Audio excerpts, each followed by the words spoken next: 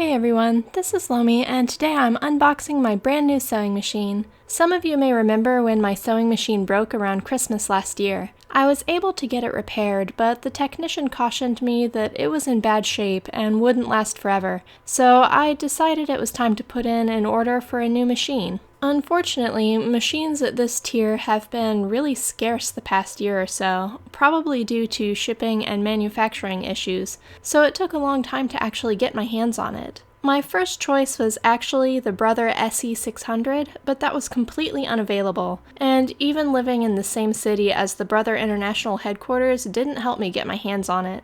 So I went with my second choice, the LB5000. It's a hybrid sewing and small embroidery machine, and I'm really hopeful it'll help me level up what I can do with doll clothes. The LB5000 comes in a variety of trim options, and the most popular ones include themed machines for Marvel and Star Wars. These have built-in embroidery designs for those franchises, but that also makes the machine considerably more expensive and would be useless for doll clothes, so I decided to stick with the basic package. It comes with all the basics you'd expect from a new machine.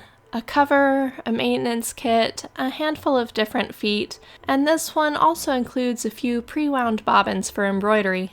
The size of the embroidery area was the only thing that made me hesitate. It's a maximum of 4 by 4 inches, but the next size up was more than twice the price of this machine, so hopefully this will be enough for doll clothes. I've wanted a machine that had embroidery options for a really long time, but I've sort of held off so I could wait for the technology to become more accessible.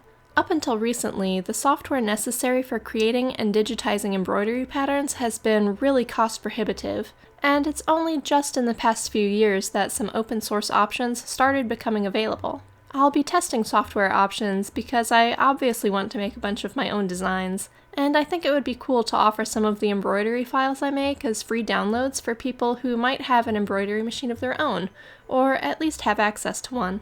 This is also my first computerized sewing machine. I've always worked with older machines, ranging from my great-grandmother's machine that I used back at Christmas, to the Kenmore 385 I've been using as my main machine for a couple years, which I think is at least 20 years old. I've used computerized machines before, but never for very long, so I think this will take a lot of getting used to, and I'm honestly not sure if it'll end up being my primary machine. It'll obviously be incredibly useful for some things, and it'll really expand the range of what I can do, since it has the embroidery options and all that. But it's fairly compact, so moving it around to shuffle machines won't be difficult. Overall, the machine was super easy to set up and start using. I read through the instructions before I sat down, but the controls seem fairly intuitive, even if I immediately find them very cumbersome. Having to scroll through screens of stitches to find the ones I want is sort of tedious when I'm used to turning a dial a few clicks this way or that.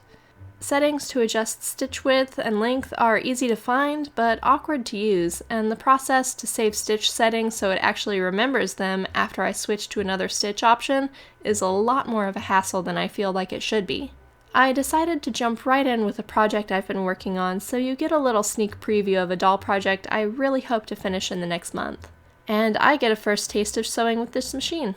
It's got a slider on the front that allows you to choose the maximum speed, which I guess is useful if you're working on something very delicate and precise. It has pedal-free controls, but I want to keep my hands free to hold my project, so I'll probably just about always use the foot pedal. That means the slider's mostly useless to me, so I crank it up to the max right away. I've often heard people say computerized machines are great because they give you so much more control over speed, but this really only has the 3 speeds that the slider gives you. There's no gradual increase in speed, it's slow, medium, or fast, and slight shifts in pedal pressure does absolutely nothing, which bothers me in ways I can't even begin to describe. Maybe not all computerized machines are as bad as this one for that, but I can already tell it's going to take a lot of getting used to, and I'll probably always hate it. I love the incredible range of speeds you can achieve with a mechanical machine, and this just doesn't compare. This machine also has an automatic thread cutter, which is a must for the embroidery features. The thread cutting is weird, and I don't like it because it cuts the bobbin thread down inside the bobbin housing, and the top thread ends up super short, so I have no tails to grab when starting the next seam. The end result is the bobbin thread making a bird's nest at the beginning of each seam almost every time I use the automatic cutter, so that's one feature that will almost never get used. Fortunately, there's a manual thread cutter on the side of the machine, but it is positioned oddly with the blade on the top, so I have to go all the way up and over instead of just lifting the thread into it to cut it. And I feel bad for mentioning it again, but this machine is so slow. The information sheet says it runs a max speed of 710 stitches per minute, which is substantially slower than what I'm used to. As I told friends, I like big vrooms. When I floor it, I want speed. I expect that big vroom, just like when I'm driving. My car gives me the big vrooms, and my machines always have too. But this is less like my baby Rosie and more like a go-kart. Sure, it's fun, but it's not going to get me anywhere fast. But it is exceptionally quiet and stable compared to what I'm used to, which I'm sure my family will appreciate, because when I get my mechanical machines rocking, it does tend to vibrate the whole north end of the house. I feel like thus far, most of what I've had to say has been complaints, but there are plenty of things this machine does well, and one is just the general quality of the stitching. The automatic pressure and thread tension is wonderful and eliminates so much guesswork, so the end result is beautifully smooth and even stitching every time. Possibly the best feature it has to offer is a wholly automatic buttonhole maker, where you stick a button into a gauge on the back of the foot and then press go, and it makes a perfect buttonhole in exactly the right size without needing any input from me. Honestly, I hate making buttonholes so much that feature probably makes the machine worth the price all on its own. And then, of course, there's the embroidery. Despite the regular sewing not being quite as fast as I like, the embroidery feature was a lot quicker than I expected it would be. It was also super easy to set up and get great results on the very first try.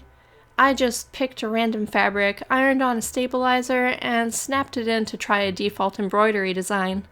I was so delighted with how fast and easy it was that I had to immediately get my phone out and send a video to my younger sister. The embroidery menu was a little odd, truthfully, but a little easier to navigate than the stitch settings menu. I'm not really sure what the point of some of the features in the embroidery settings are, though. It lets me change the colors in a design, but the machine only uses one thread color at a time, so you have to manually change in between. I thought maybe setting all the colors in a design to one color would make it run through the whole thing to completion without pausing to change colors, but it doesn't. So I guess it's really just there to help you pick colors for designs before you commit to them. Fortunately, if you don't have to rethread in a different color, continuing through the design with one color is as easy as just hitting the go button again whenever it pauses for input. The results are really nice too, especially considering I didn't actually read the instructions for this part, and this was my first time ever using an embroidery machine. I'm thrilled with how this came out, and I can't wait to start using it to put swirls and patterns on all my doll clothing. There are a few other things I like and dislike about the machine, but some may be a matter of just getting used to it. For example, the machine can be set to always stop with the needle up or always stop with the needle down, but that means I sometimes have to hand crank no matter what because you can't just switch between or choose where you stop like you can with a mechanical machine. But it's kind of a trade-off, it seems, where you sacrifice control over every tiny action of the machine in order to get a lot of automated features that will hopefully make my life easier in the long run. But I do really love the bright white LED lighting, admittedly partially because it shows up better on camera, so I think my videos will end up looking nicer. Priorities, right? Anyway, for now, my Kenmore 385 has been shifted to the left side of my desk, and I'll be using the new Brother machine for the next while to make sure I can get used to it before I decide what's going to be my primary machine. And that's all for today, though. Thanks for watching. Bye.